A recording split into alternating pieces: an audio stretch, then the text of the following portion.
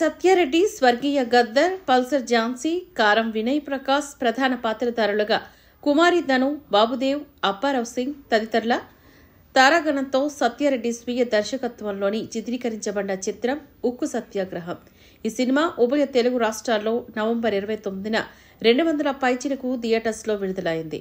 ప్రేక్షక ఆదరణ కలిగిన ఈ చిత్రం నగర సినీ కళాకారులు నటించిన ప్రేక్షకులకు కృతజ్ఞతలు తెలపడానికి గాజ్వాక శ్రీకన్య థియేటర్కు వెళ్లారు. ఈ సందర్భంగా ఏర్పాటు చేసిన విలేకరుల సమావేశంలో ముందుగా పల్సర్ ఝాన్సీ మాట్లాడారు. స్టీల్ ప్లాంట్ ప్రైవేటీకరణ నేపథ్యంలో నిర్మించిన ఈ సినిమా అందరూ ఆదరించాలని కోరారు.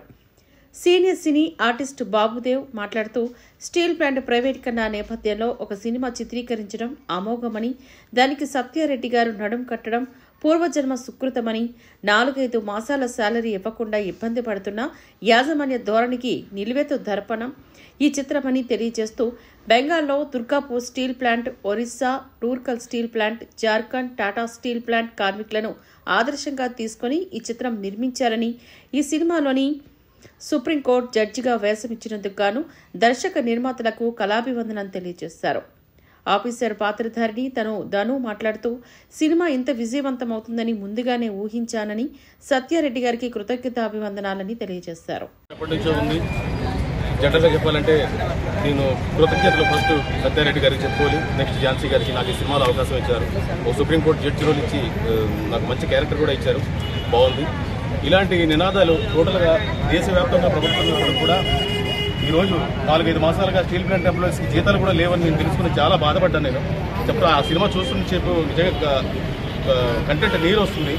ఎందుకంటే ఇంతగా మనకి బాధిస్తున్న ఈ స్టీల్ ప్లాంట్ ప్రైవేటీకరణ అయితే ఎంతమంది రోడ్లు పడతారు, ఎన్ని లక్షల మంది పడతారో వాళ్ళ పిల్లలు, దానికి అనుబంధ సంస్థలు ఎన్ని అయితే ఉన్నాయో అన్ని మూతపడే ఛాన్సెస్ ఉంటుంది. కానీ ఏదైనా సత్యారెడ్డి గారికి కృతజ్ఞత ఎందుకు చెప్పుకుంటున్నామంటే ఒక దృశ్య రూపంగా చూపించడం అనేది, సమస్యని ఒక దృశ్య రూపంగా వరల్డ్ వైడ్గా చూపించడం అనేది నిజంగా ఆయనకి చేతులెత్తి దండం పెడుతున్నాను. అలాంటి సినిమాలు అవకాశం ఇచ్చినందుకు కృతజ్ఞుడిని. అలాంటిది దేశవ్యాప్తంగా ఈ సినిమా అందరూ చూడాలని, ఈ సినిమా హిందీలో మిగతా భాషల్లోకి డబ్బింగ్గా చూడాలని, ఇటు భిలాయ్ స్టీల్ ప్లాంట్ కానీ, రూర్కెలా స్టీల్ ప్లాంట్ కానీ, ఇలాంటి చాలా స్టీల్ ప్లాంట్కి ఇలాంటి గతి ఎప్పుడూ పట్టలేదండి. మనం కూడా ఈ ప్రైవేటీకరణ నుంచి రక్షించుకొని మనం బాగుపడాలనేసి మనస్ఫూర్తిగా కోరుకుంటూ నా పేరు బాబుదేవ్.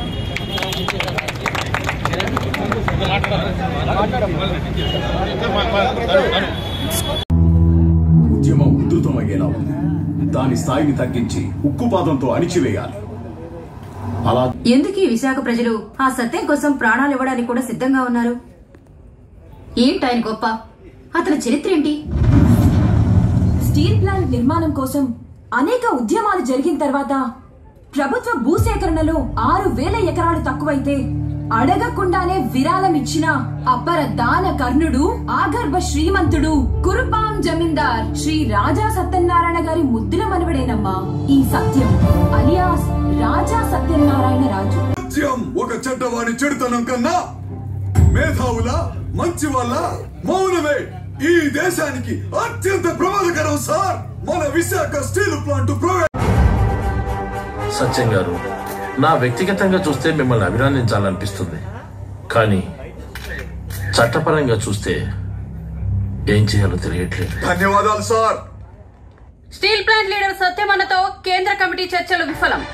నిరోధిక పాదయాత్ర కొనసాగిస్తానని తేల్చి చెప్పిన సత్యమన్న తమ పాదయాత్రను వైజాగ్ నుండి ఢిల్లీ వరకు కొనసాగించాలని సంచలన నిర్ణయం తీసుకున్నట్లు తెలుస్తుంది.